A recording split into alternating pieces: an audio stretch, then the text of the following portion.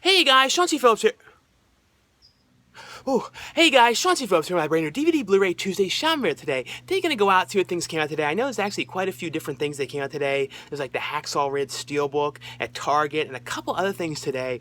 Also gonna have a couple new DVD and Blu-ray reviews of some things that I received to review and talk about at the end of this video. So anyway though, guys, let's get going and see what we can find today. Into Target we go. And this thing in here is like 70% off. They're really trying to get rid of this Garth Brooks thing. Like look at how many stickers have been put on this thing. I think it's like been marked down, I think like 3 times in the past, but it's crazy. Like, look at how many copies of this Garth Brooks thing they have in here. Like, they're really trying to get rid of this. And I guess it's some kind of like collection of his songs or 10-disc thing. So like, if you guys are a fan of, you know, Garth Brooks, that's like a seriously cheap price for this thing. Like, I don't know what the original price was. I guess it was $29.99, but it's crazy. Never seen something in here where they have this many of them and they've been marked down this many times.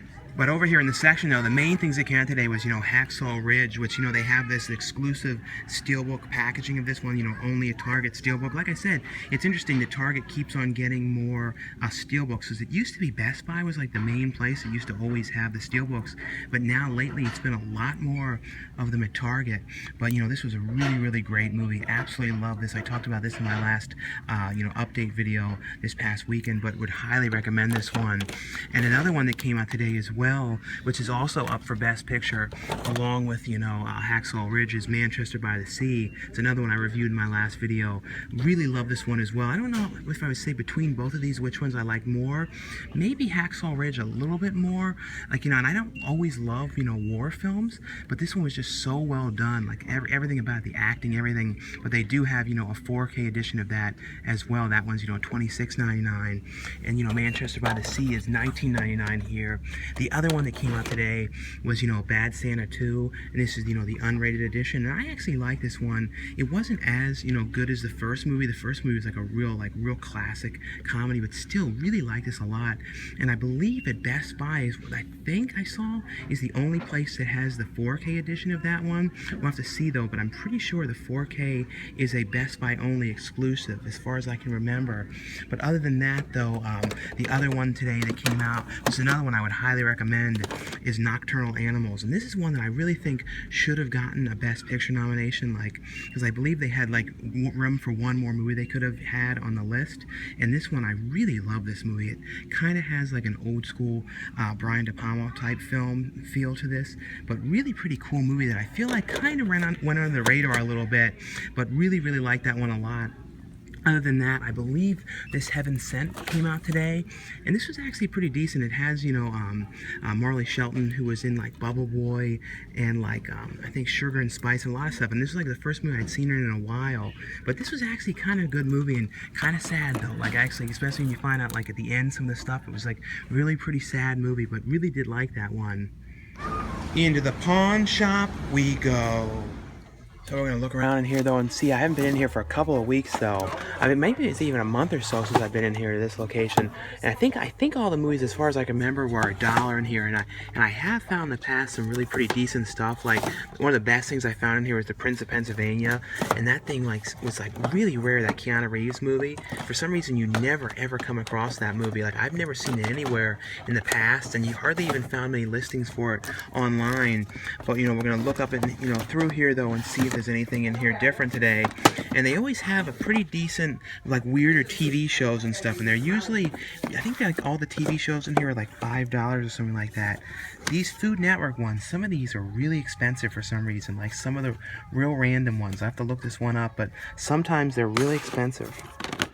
And they have this in here, that Saw one that had the water stuff inside of it, but as you can see now, it's like the liquid is still in here, but all the blood that used to be in here, the blood stuff, like, is like vanished away in here. It's all totally gone. I think I still have this in there. Might be a little bit of blood in this one. This was always kind of a cool release, though. I think that was one of the only ones I remember like this. There was a couple, maybe one or two other things I saw that had like liquid inside of the case, but it was always kind of a cool thing. But this is a really weird thing. It's like a knockoff of like the Wiggles, called the Fizzbins or Flizzbins. This is like a really weird thing, but really looks like a strange knockoff of like the Wiggles mixed with like Sesame Street, like, and like these cheap puppets. Definitely looks like a very strange one here. This is kind of funny to see a pitch black DVD in the Hollywood video case. You always come across, you know, blockbuster cases, but I've never really come across too many Hollywood video ones. This has like the stuff on the back. I always like these kind of things. Please do not touch disc surface. Remove disc from case, pressing down. That's kind of a cool, you know, weird thing. It says 2000, so I don't know if it says when, but I don't know. That's kind of cool though. A weird thing to come across in here though. Into the quality resale thrift store we go. This is another one. I haven't been in this location, and I think it's been well over a month. This one is like, you know, all DVDs are $2.99 each, or 4 for $10. And I found a couple things in here in the past, but you know, every so often you can come across some decent things. Like there's like all the Shrek movies in here for $6.99. It's only the, you know, the DVD versions of those, but we'll look through here and see what they have. This is one I never watched any of these. The Sarah Connor Chronicles. I don't know. That's one I never watched. This is a weird show too from HBO, which I don't remember this thing at all. With Dustin Hoffman, Luck. That's kind of interesting. But we're gonna look through here though and see, you know, what they have in here. I don't know what this is. Play Beyond. This is like some kind of like an old disc thing that came with the PlayStation 3, like one of those getting started kind of disc things. That's kind of a weird thing to see in here, but like I said, we're going to look through here though and see if there's anything in here different today. These ones usually you have to look up too, these ones from HBO. Sometimes they're really expensive, like Dr. Jekyll and Mrs. Hyde is one of the ones that's super expensive. I don't know why. It's like some of the HBO ones are worth a huge amount of money. Other ones have like really no value at all. And this is a funny thing to see, a bootleg of Naked Gun 2.5. Like normally, you know, when it would be a bootleg, it'd be like a newer movie or something that was more recent, not like an older one. And you see in here, see it's a disc.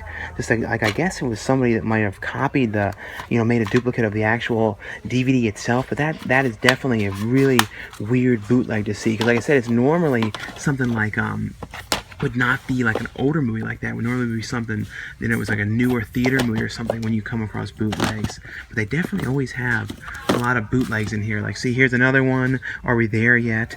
With this weird bad scan on it. So you always come across tons of these bootlegs in here though.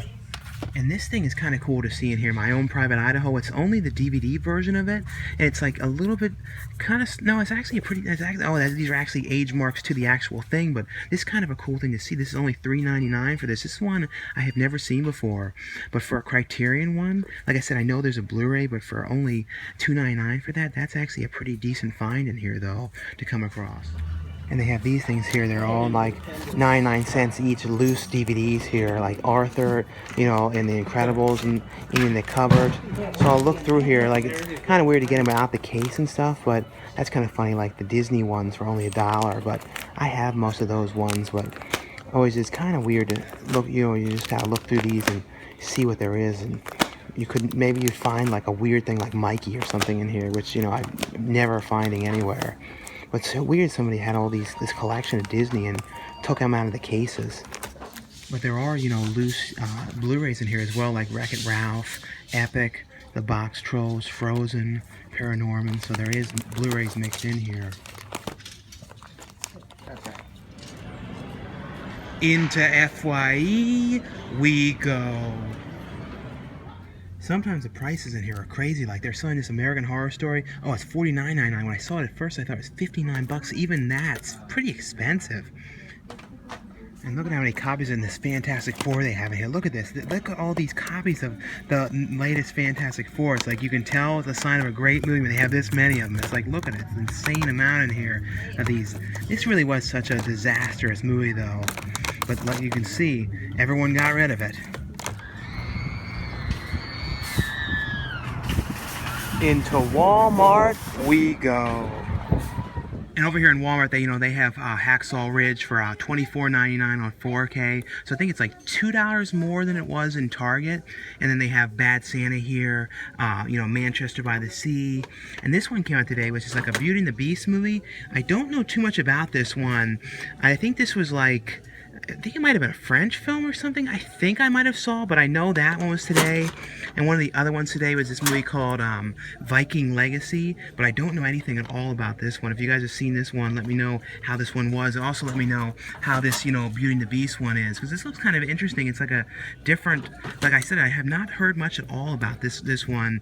But they have, it looks like only the DVD of that one in here.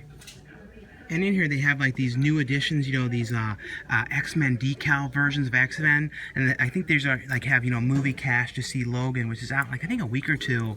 And there's this like this edition here. It's kind of a cool looking like you know, silver type case. That's kind of cool. I don't think I've ever seen like a silver type Blu-ray case. This is another one of those, you know, only at Walmart editions. But all these ones have like different covers on them, different slip covers, you know, for all the movies. So that's kind of cool here. And like I said, they all come with these kind of exclusive decal things in there, as well as the movie cash towards the ticket.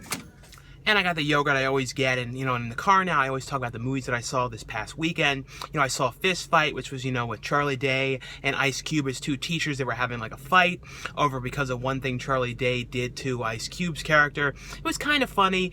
It wasn't, like, I didn't absolutely love it, but there was some funny stuff. But the other movie I saw was Cure for Wellness, and that movie's gotten some really, really mixed reviews, a lot of negativity on it, and I actually really loved that movie. It actually was pretty cool. Like, the big complaint, though, is people says it's really long.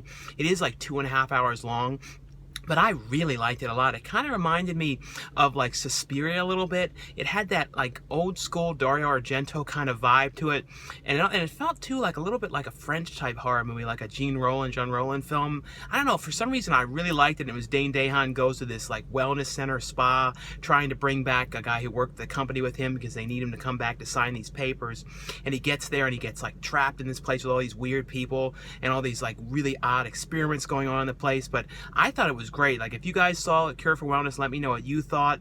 But if you go into it with like a really open mind, I think you probably would like it. It's just like a really cool, weird movie. I don't think it should have gotten a really, really wide release like it did, because it's not really a mainstream appeal type film, but really did like that one a lot though. Into Best Buy we go. And in here, it says on here, Bad Sinner 2, 4K, you know, only at Best Buy. So this 4K one is only available at Best Buy. It has, you know, the 4K and the Blu-ray copy of that one. And I think it has both versions on the 4K. I know sometimes it only has the one, you know, the theatrical cut on them. But I actually really, really like the cover on this 4K release, because I actually almost like it better than the main one. But it's $26.99 here for that. But that's kind of cool though, because I've never actually seen them do, you know, only at Best Buy a 4K release. But other than that, over here, like I said earlier, Hacksaw Ridge was one of the main things that came out today. And like I said, the steelbook of that one, you know, is at Target. But I don't really see too much else in here different today, as far as I can tell. I guess, I'm not sure what this one was, this anime. I think this might have been today, you know, Manchester by the Sea as well. But other than that, though, don't really see too much else different over here today. So that's all for this DVD Blu-ray Tuesday shopping video today. Like I always say, guys, you enjoy these shopping videos, definitely give this video a thumbs up. Now stay tuned now for a couple new DVD and Blu-ray reviews. And the first one I got from Lionsgate is Moonlight. This is one that I really, really wanted to see. You know, I saw some clips of this, you know, when it was up for Best Picture at the Golden Globes, and it's one at that time I had not heard a lot about it at all, and I was like, wow, looks like a really, really cool movie. And, you know, it's also up for it's a bunch of Academy Award nominations for Best Picture, a Best Supporting Actor nomination. This movie, though, I think this probably is one, probably might be the best movie of the year. I really like this one. It's on a different subject matter that I think, and I don't want to talk too much about it. I think it's one of those movies, like when I went into this, I did not know a whole lot about this movie going into it, and I think it's one of those things that's kind of best to not know tons about it.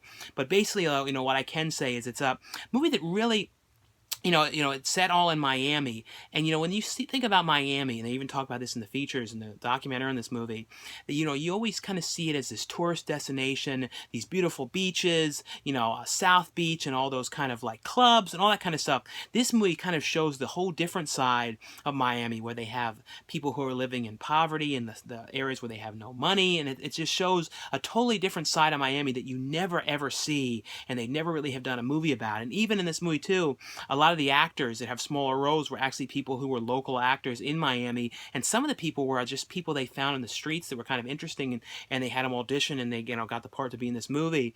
And then another thing that was kind of cool about this movie that I found out on the features was the three actors that play the kid throughout the years as he gets to be a young adult. They actually never met, and it was kind of one of those things when you're watching it, it's like I couldn't believe that they never did, because their performances were so similar with the way their looks and their gestures and everything. They just had that same vibe going on, and the fact that they never met really just was amazing. That they all had the same type of performance, and they really did seem like the same person.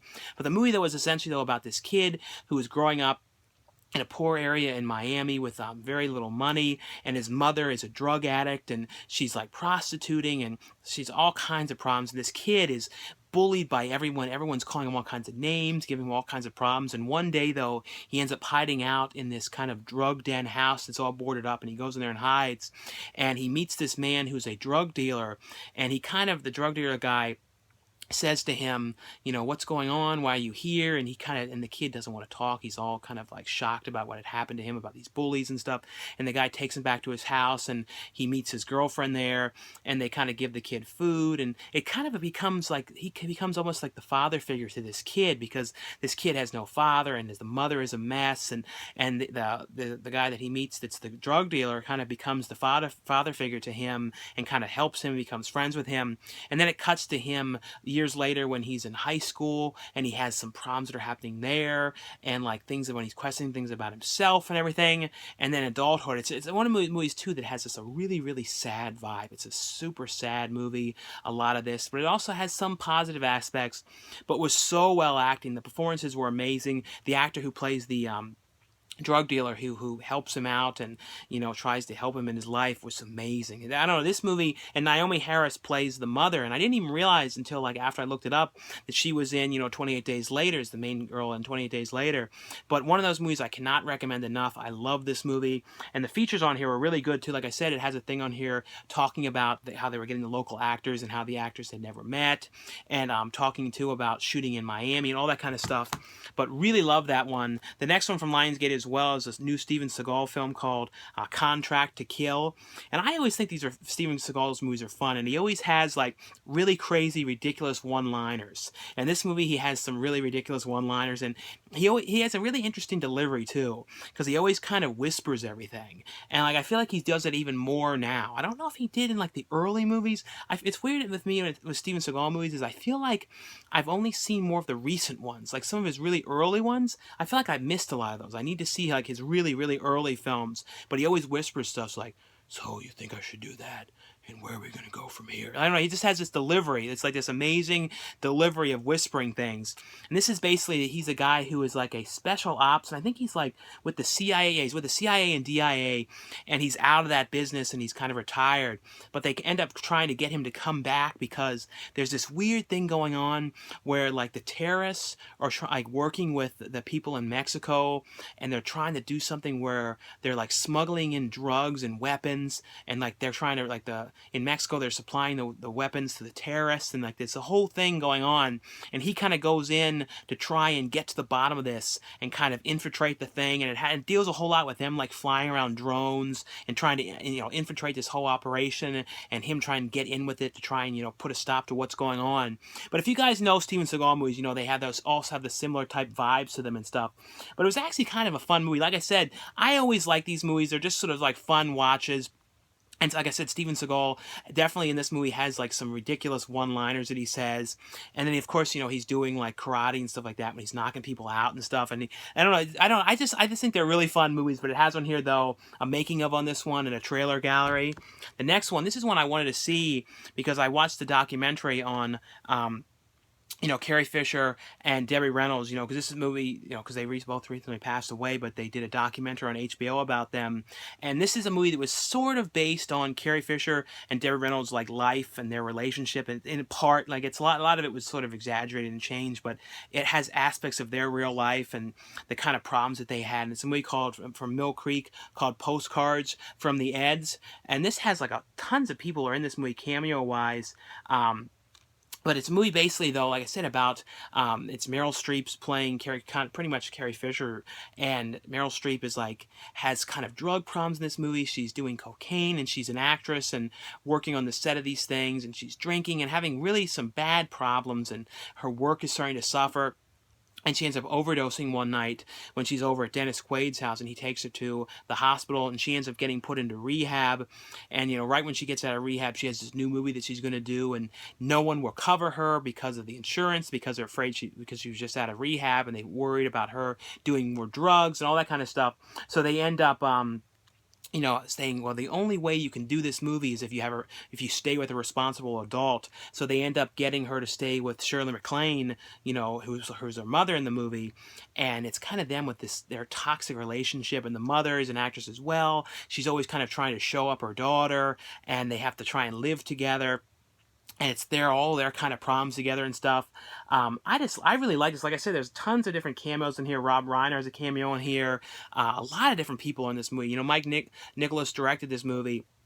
But, great picture and everything on this one, and a pretty interesting movie. And if you guys because this is one that I always had never seen before, and I always loved Meryl Streep, and just like I said, a pretty cool movie, and it also deals a whole lot with the movie industry, and I always like those kind of things. They're about making films and all that.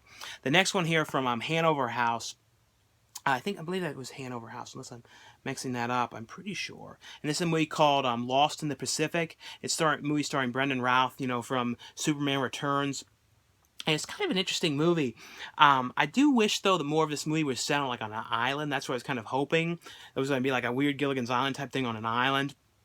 Because I love movies stuck on islands and stuff, but this is basically about this new jet airline that's a really huge airplane that's really has all kind of money put into it. And the guy who runs this company is kind of trying to have this big launch and go to China and have fly to China and have a big unveiling and try and hopefully this will kind of get his life back together, because he's lost all this money and he's a big mess and stuff like that and doesn't have any money anymore, and he sunk everything into this airline, and he goes and they end up running into a big storm. And Brendan Routh's character plays the chef on this, the cook on the airline, but they end up getting into this terrible storm and having to stop on this island.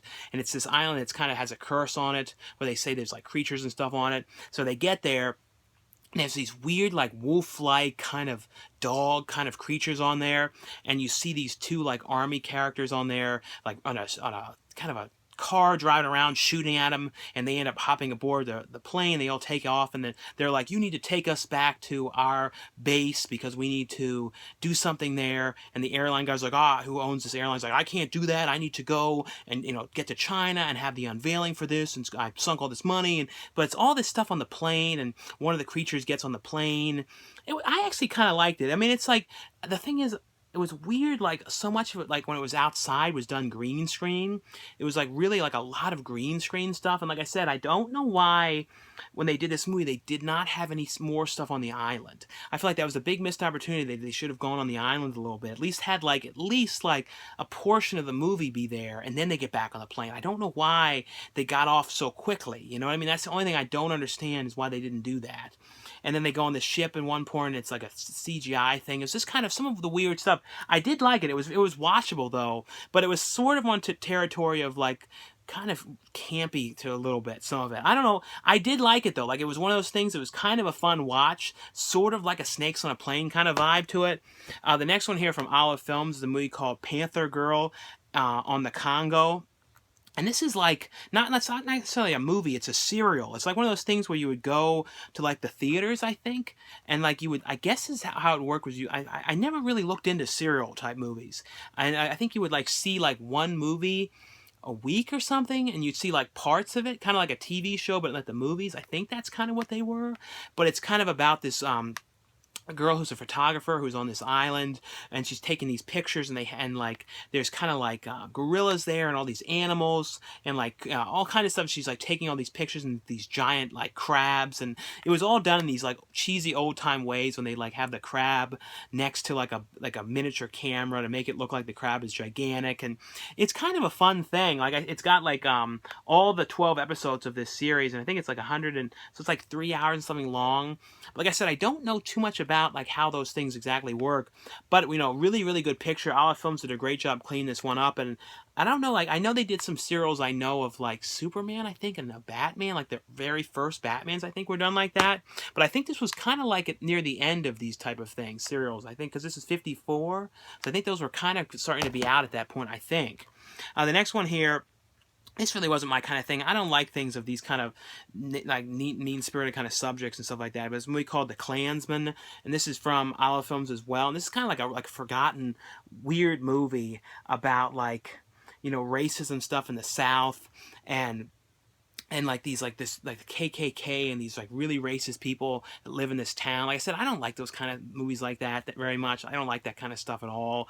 But they're there, and like this one woman ends up getting raped by a man who's African American, and that causes this huge race thing in this town, and like the kind of things that they want to do to this guy. It was interesting too. It was an early O.J. Simpson movie. This movie's from 1974, so this is before he did, like, you know, way before Naked Gun, and like a couple of years before Roots and stuff. So this is one of his earliest things, and I don't know if, I guess that was like right when he started doing football. I don't know exactly when he first was in, you know, doing the football. I don't know. So, but like early on, but you know, the movie stars Lee Marvin and Richard Burton, and the one guy, his like accent kind of changes a lot in this movie, because I think he was British and trying to cover it up and stuff. It's an interesting kind of thing. Like I said, I don't like things of this subject matter. They're kind of uncomfortable, and I'm not a fan of all that kind of racist stuff. That's just, I don't know. I know it was a movie and stuff, but I'm not a huge fan of that kind of stuff. And the next one here, the last one, this is like a screener disc of this, and it's from Midnight Releasing. This is actually, I have to be honest, this is the best thing that Midnight Releasing's ever released. At least ever ones that I've seen. This was pretty good. This is a movie called Capture, Kill, Release, and I think all their stuff now is released burn on demand. So I think there'll probably be a DVD release of this one at some point. I'm sure it'll be on video on demand and stuff. They should do like a real release of this one, because this was actually really pretty good movie. But it's basically though about you know, like a press release and stuff, and I think they could get it into Redbox and stuff. But it's a movie basically though about this couple that ended up getting like a video camera, and they're making this plan of going and killing somebody, and they're kind of like talking about that, filming the whole thing, like, oh yeah, so we're gonna do this, and how are we gonna pick the person that we kill, and when we do this, we're gonna drain them in the tub, and then we're gonna cut them up, and we're gonna take them and put them into the freezer, and then we're going to bury them. Like, they're like basically planning out everything in meticulous details and stuff like that. And the girlfriend is really into this whole thing, and the guy is like really like, okay. And they were all both kind of like turned on by this whole idea of doing it. But he's kind of like humoring her and like going along with it, but you can tell he's not really into this whole thing, but she's like obsessed with this whole idea, and it's kind of just like what ends up happening. But it's a pretty good found footage movie, and like it was actually really, really well acted, and it worked. Because like the thing is, if the acting was for the two main actors wasn't really that great in this really wouldn't work. This was kind of like a toned down August Underground a little bit, like that kind of vibe, and those like sort of Henry Portrait of a Serial Killer type vibe. Like I said, this was surprisingly good and surprisingly well done, and hopefully, you know, like I said, this one gets like people see this one, because like I said, I think a lot of their stuff now is just burn on demand releases and stuff like that, but this was actually, like I said, really surprised with this. Look up the trailer for this one. I haven't seen how the trailer looks, but was actually really surprised by this. Anyway though, guys, that's all for the review portion of this video. Thanks again for watching and subscribing, and I'll see you guys later. Bye.